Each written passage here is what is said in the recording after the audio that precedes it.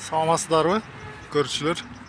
Биз дал ошо область Кара Суу району Кара Суу шаарындабыз.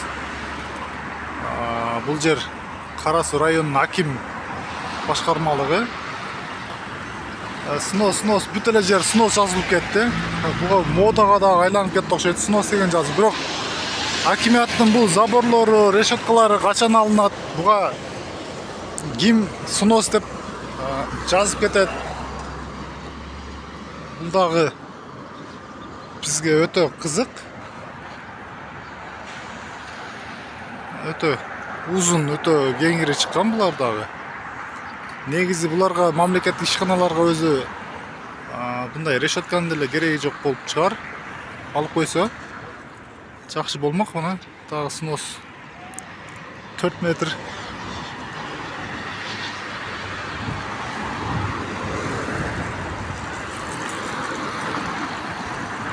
Жолдордун көрүнүшү Кара Суунун. Бүт жер снос.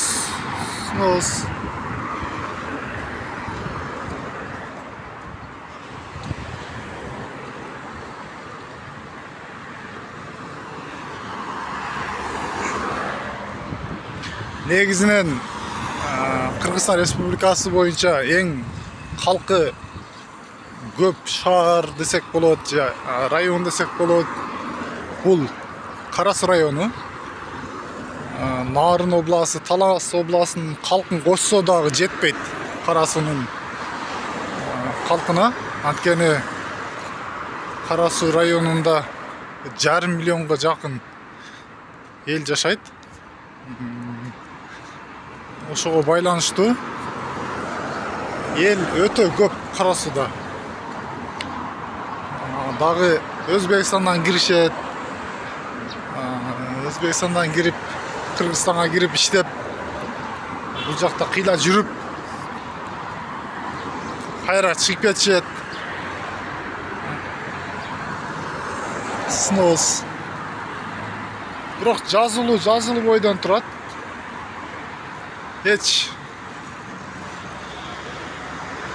бул жерде бузулуу иштери пока көрүнбөйт. Assalamu alaikum. Bu snostordu kaçan başlar ekan? Bilesizmi? Elektrik. Bo'pti, rahmat.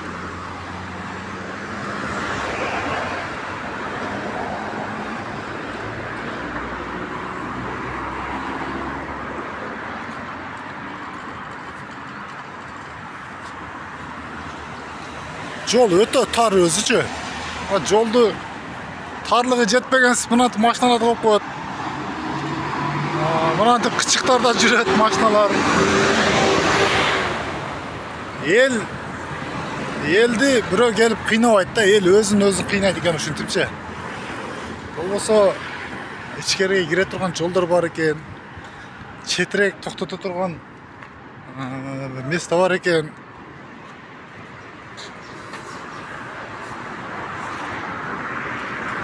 Мындай сода түйүндөрү толугу менен иштеп жатат.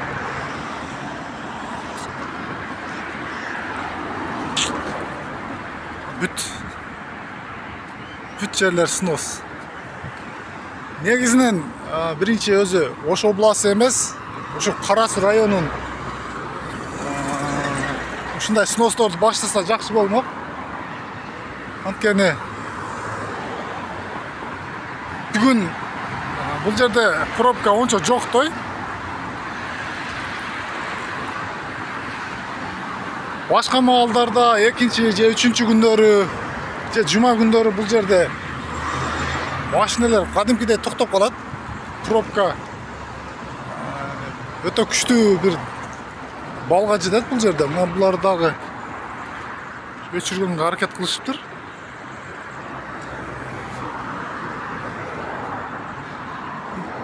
4 метр 40 сантиметр кириш керек. Кээ бир жерлер 6 метр кириш керек экен. 6 метр дагы.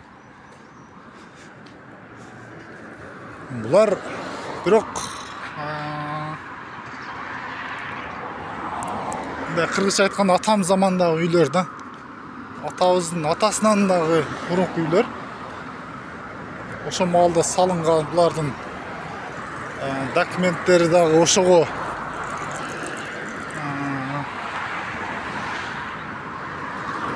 ылайыктуу, ошого талапка жооп бере турган документтер болуш керек.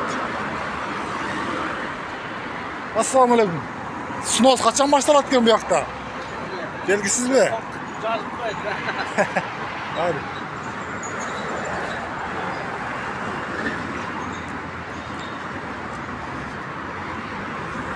Bu жерлерди, жолдорду кеңейткенден кийин столболорду дагы артка жылдырыш керек. Үйлөрдү бузуп калтырып койбой, бул үйгө такап столбону примерно 1,5-2 метр калтырып,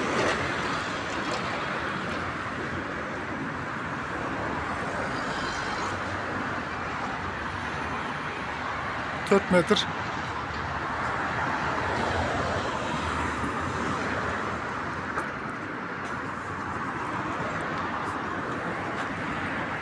Бул үй уже көчө жакка карап келатат экен.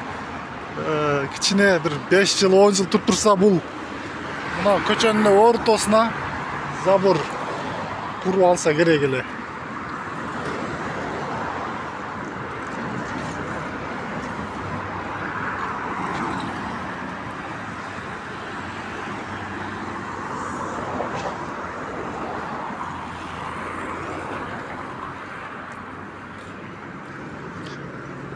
Кара Суу шаары өзү бюджети боюнча дагы Кыргызстандын алдыңкы бир шаарларында турат. Алдыңкы бир орундарда турат. Ошондуктан бюджети жакшы болгондугуна байланыштуу жол, талапка жооп бере турган жол салыныш керек. Жана көчөлөрү дагы, асфальттары дагы тегиз болуш керек. Болбосо эл кыйналгандан кыйналып, эл өскөндөн өсүп, бул жерде пробка создавать этип жүрө берет.